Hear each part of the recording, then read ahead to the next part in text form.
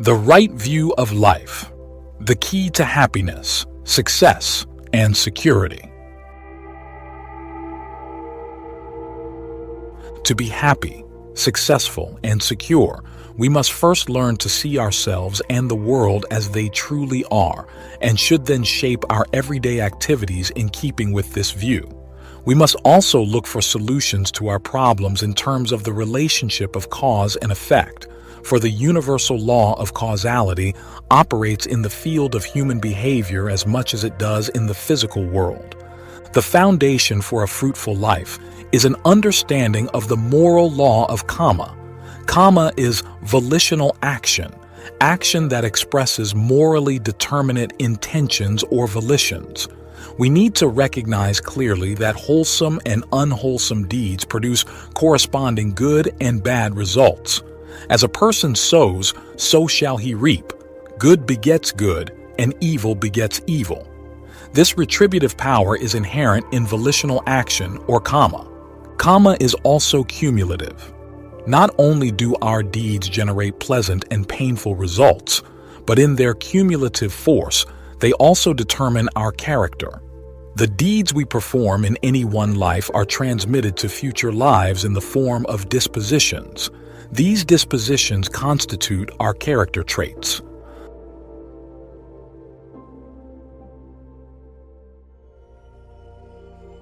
The right view of life.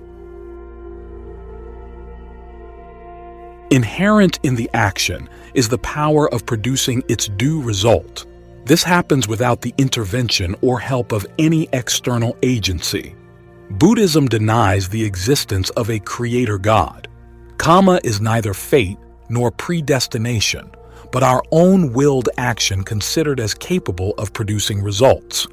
Understanding the kammic moral law of cause and effect, we will learn to control our actions in order to serve our own welfare as well as to promote the good of others. There are 10 unwholesome courses of action, akusala kammapatha, deeds which originate from the defilements of greed, hatred, and delusion. These are killing, stealing, sexual misconduct, lying, slander, harsh speech, useless talk, covetousness, ill will, and false views. Contrary to these, there are 10 bases of merit, punyakiriya vathu, deeds which spring from the virtuous qualities of detachment, goodwill, and wisdom, and which generate wholesome Kamma, generosity, morality, meditation, reverence, service, transference of merit, rejoicing in the good deeds of others, hearing the Dhamma, expounding the Dhamma, and straightening out one's views. It is lack of right understanding and ignorance of the underlying laws of life that account for the prevalence of materialism in today's world, even in the traditional homelands of the Buddha Dhamma. When people become convinced that everything perishes at death, they lose sight of lofty ethical ideals and become indifferent to the long-range consequences of their deeds.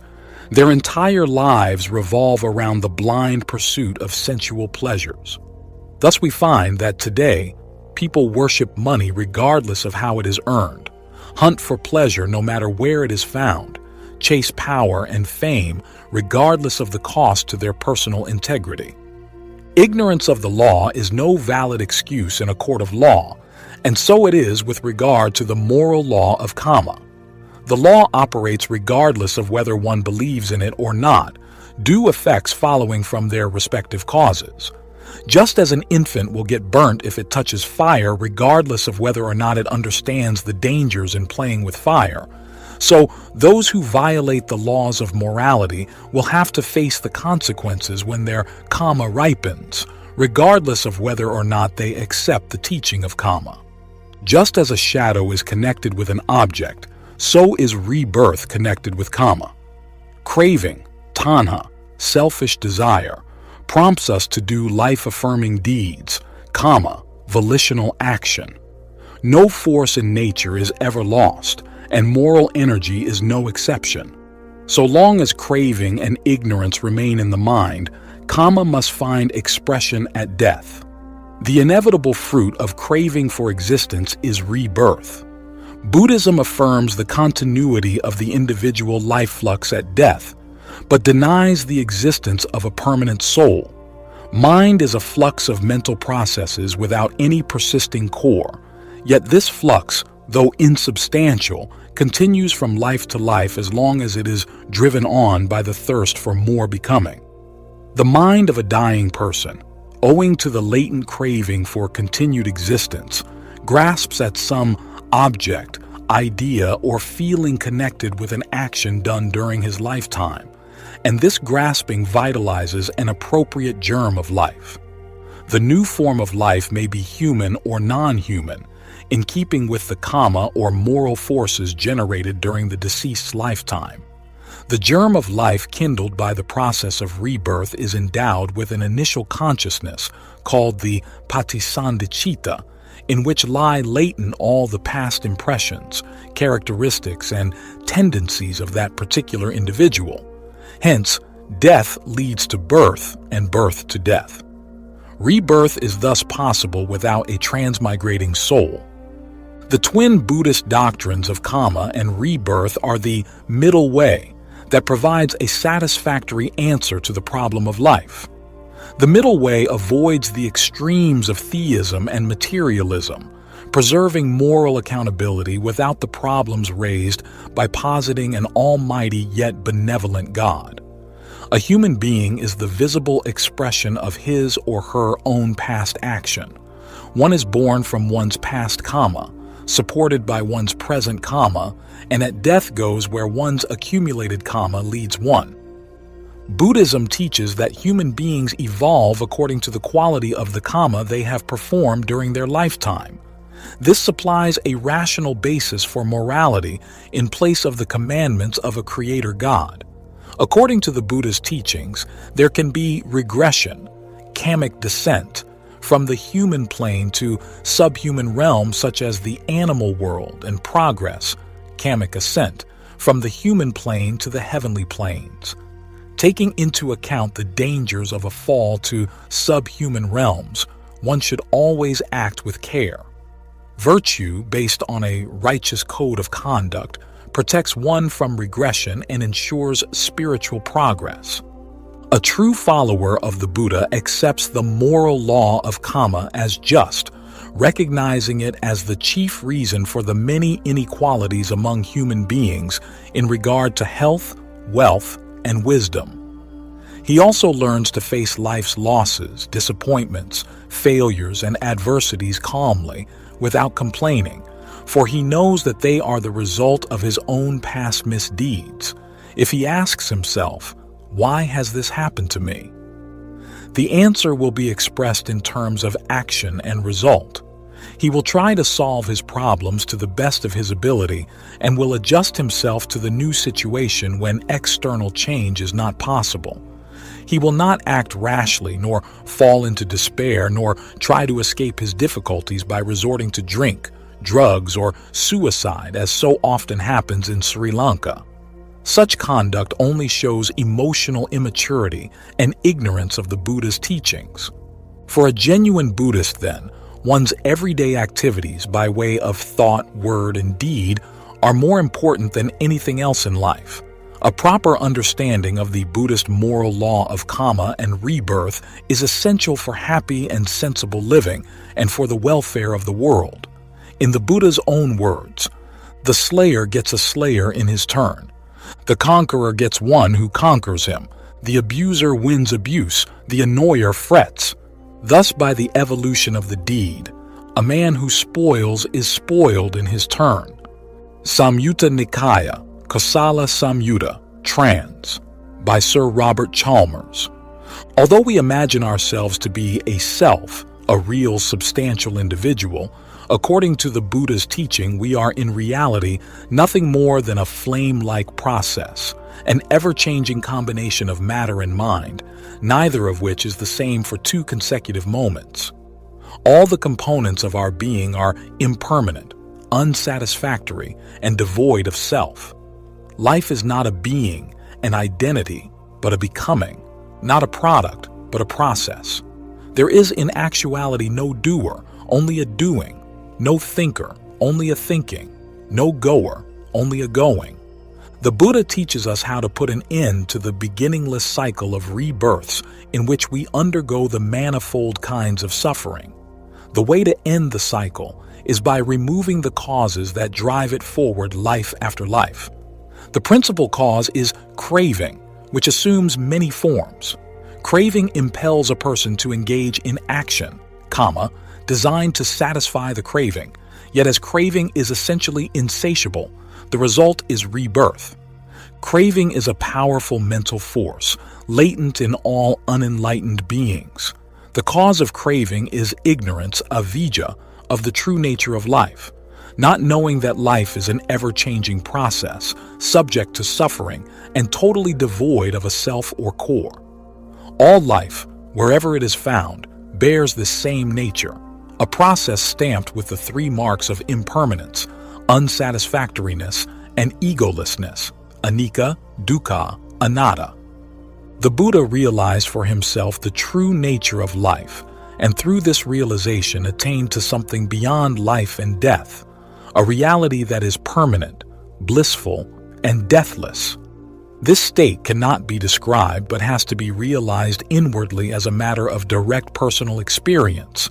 It has to be attained for oneself and by oneself. This ultimate reality, where thought expires in experience, is nibbana, the goal of the Buddhist path.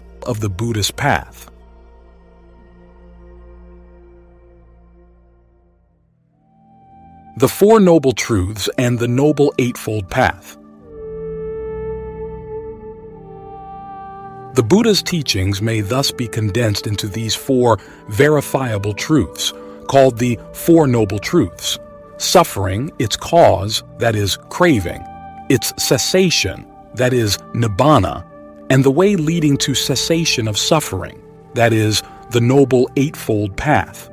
These are eternal truths, truths that do not change and cannot change with time and place. The only way for us to avoid unhappiness and dissatisfaction is to eliminate the craving that gives birth to it, for everything eagerly sought for and clung to is impermanent. Nothing lasts forever, no person, no object, no experience. Whatever arises must perish, and to cling to the perishable sooner or later ends in suffering. It is by no means easy to eliminate craving. In fact, it is the most difficult challenge of all. But when we do so, we will reach a state of inward perfection and unshakable calm. We can reach the end of suffering by cultivating the Noble Eightfold Path in its three stages of morality, concentration, and wisdom: sila, samadhi, panya. Morality purifies conduct, and concentration makes the mind calm.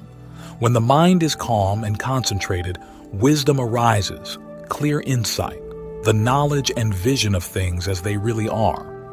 With the arising of wisdom, craving in all its forms is forever destroyed. The flame of life is then extinguished for want of fuel. The unconditioned has been won, nibbana, which is deathless, blissful, and real. The Noble Eightfold Path consists of the following 8 factors, interrelated and interconnected, ordered into 3 groups. Wisdom group, panya.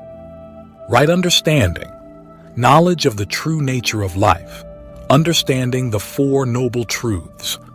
Right thought, thought free from sensuality, ill will, and aggression. Morality group, sila. Right speech, abstinence from falsehood, slander, harsh speech, and useless words. Right action, abstinence from killing, stealing, and sexual misconduct. Right livelihood, avoiding any means of livelihood that involves harm or exploitation of others. Concentration group, samadhi.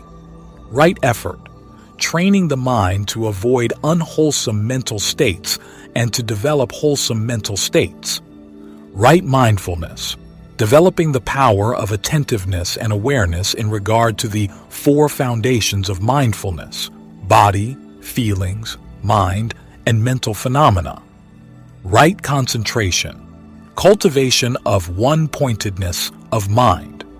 These 8 factors summarize the Buddha's teaching and its practice. They are the very heart of the Buddha Dhamma. It is not enough to know and admire the Dhamma. It must be practiced in daily life, for the difficulty of knowing what is right is nothing compared to the difficulty of putting it into practice. We really know something only when we do it repeatedly, when we make it part of our nature. The practical side of the Dhamma is the threefold training in morality, concentration, and wisdom, which collectively constitute the noble eightfold path, the middle way discovered by the Blessed One for the realization of Nibbana. Monastics and lay people alike tread the same path.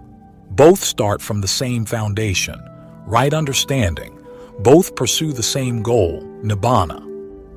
The only difference lies in the degree of commitment to the practice and the pace of progress. But whether as a layperson or as a monk, the systematic practice of the eightfold path will foster the growth of the wholesome qualities leading to liberation, generosity, goodwill, and wisdom.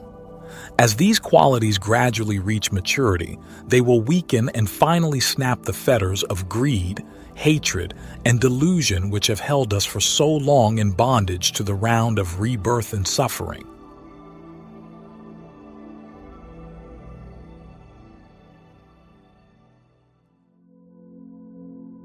Benefits of right understanding. 1. Right understanding is the foundation for developing a proper sense of values, so sorely lacking in our age. Without right understanding, our vision is dimmed and the way is lost. All our efforts will be misguided and misdirected. All our plans for individual and social development must flounder and fail. Such plans will have to be based on the eightfold path, with its emphasis on self-effort, self-control, and respect for the individual. When wrong views prevail, we will operate with a perverted sense of values. We will fling ourselves into the blind pursuit of wealth, power, and possessions. We will be obsessed by the urge to conquer and dominate. We will pine for ruthless revenge. We will dumbly conform to social conventions and norms. Right views will point us towards an enlightened sense of values, towards detachment and kindness, towards generosity of spirit and selfless service to others, towards the pursuit of wisdom and understanding. The confusion and moral lunacy now prevalent in the world can be eased, if not eliminated, if the path of the Buddha is followed. Right livelihood and right action, for instance, can help us avoid the conflicts that result from a wrong way of life and wrong action, thereby enabling a society to live in peace and harmony. Although in the affluent countries of the West, people now enjoy high standards of goods and services, the inward quality of their lives does not bear evidence of a corresponding level of improvement. The reason for the poverty of their interior life is the neglect of spiritual values. When materialism erodes the higher spiritual dimension of life, a plunge into moral nihilism is bound to follow. We see this in the alarming statistics characteristic of materialist society, in the increased rate of suicide, in the explosion of crime, in the proliferation of sexual offenses, alcoholism, and drug abuse. This shows that a one-sided stress on material development in a pleasure-seeking society is ultimately self-destructive, like a piece of iron that is devoured by the rust arising from within itself. Even knowledge and discipline on their own are not adequate, for without moral ideals they may turn a society into nothing more than a mass-scale workshop or military camp. It is only the cultivation of a proper sense of values that can make society cultured and civilized in the true meaning of those terms. 2. Having right understanding will enable us to recognize that worldly values are man-made and relative. These false worldly values lead people astray and make them suffer in vain. A Buddha teaches authentic values, real values, values that are grounded in timeless truth. A Buddha first realizes for himself the true nature of life. Then he reveals to blind worldlings the Dhamma, the eternal law of righteousness and truth. This Dhamma includes the Four Noble Truths and the principles of Kamma and rebirth. Any values that deviate from these principles, no matter how widely they may be accepted as the common norm, are worthless and deceptive. While those whose minds are shrouded in wrong views will be deceived by them, one with right view will realize their hollowness at once. 3. Seeing that life involves incessant change and that it is subject to many forms of suffering, one with right understanding learns to live simply and to regulate desire. A wise and virtuous person is moderate in his desires and follows the middle way in all matters. Understanding the close connection between craving and suffering, he will realize the importance of holding desire in check by simple living. One with right understanding is aware that real happiness is an inward state, a quality of the mind, and should therefore be sought inwardly. Happiness is independent of external things, though of course a certain degree of material security is necessary as a basis for inner development. We require only 4 basic kinds of physical sustenance: wholesome food, clothing, shelter, and medicine. Complementary to these, we have 4 mental needs: right knowledge, virtue, guarding the doors of the senses, and meditation. These are the 2 sets of basic requisites for leading a lofty life. Living simply, without superfluous possessions and entanglements, leads to contentment and peace of mind, releasing time and energy to pursue higher virtues and values. It is pride and vanity that keep us tied to false goals, and the smaller the mind, the greater is the pride. 4. Buddhism upholds the objectivity of moral values, for its ethics is based on the law of cause and effect in the moral sphere, and this law, like the physical law of gravity, is an unvarying truth valid for all time. Good deeds and bad deeds will produce their respective pleasant and painful fruits, regardless of the views and wishes of the people who engage in them.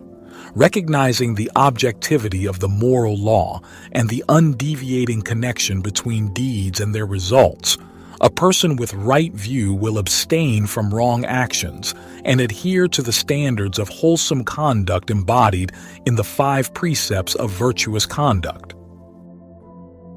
5.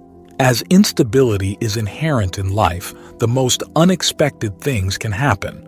Therefore, the wise Buddhist recognizes the need to control his feelings. When calamity comes, we must face it calmly, without lamenting or falling into despair. The ability to remain equanimous amidst the fluctuations of fortune is a benefit of right understanding. We should understand that everything that happens to us happens because of causes and conditions for which we are ultimately responsible. Similarly, as we obtain some degree of emotional control, we will be able to discard irrational fears and worries. The seeming injustices of life, grievances, emotional maladjustments, etc., are all explained fully and rationally by the law of Kamma and rebirth.